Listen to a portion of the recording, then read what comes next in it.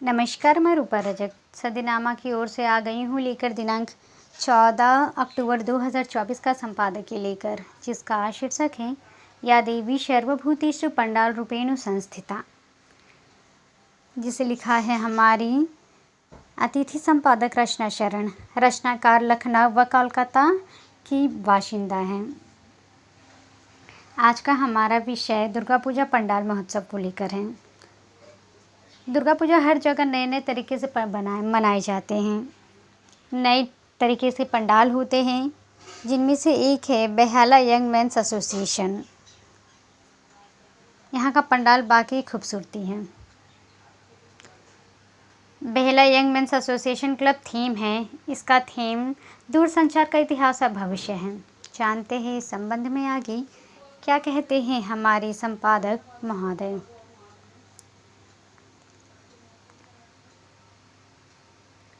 20,000 मील के रास्ते पर घोड़ा डाक सेवा शुरू की थी।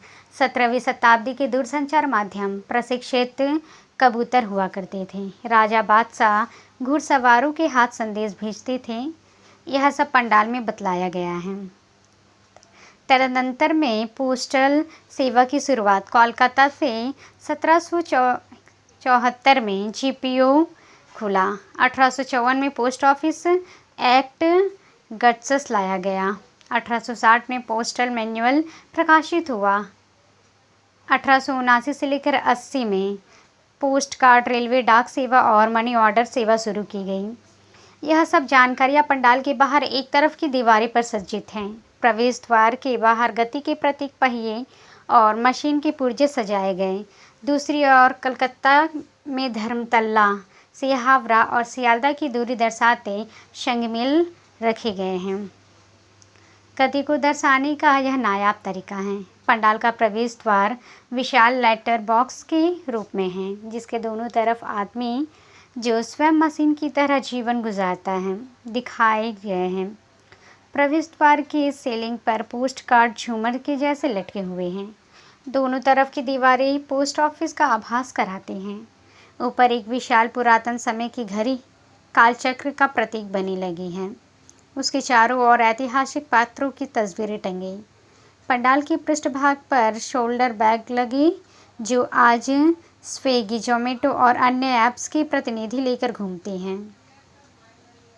साथ ही यातायात संकेत ट्रैफिक सिग्नल की भांति ट्रैफिक सिग्नल की गति को दिशा देते नजर आते हैं। डाक खाने के परिदृश्य में महिषासुरमर्दिनी की सपरिवार सुंदर प्रतिमाएं आकर्षित करती हैं। ये प्रतिमाएं अर्जुन भट्टाचार्य ने बनाई हैं।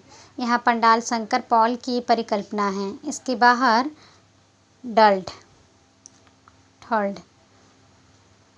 75 वर्ष की उपलब्धियां करीने से सजी रखी हैं। इस पंडाल को बनाने में 25 लाख का खर्च हुआ है, जबकि इस वर्ष का कुल खर्चा 37 लाख आया।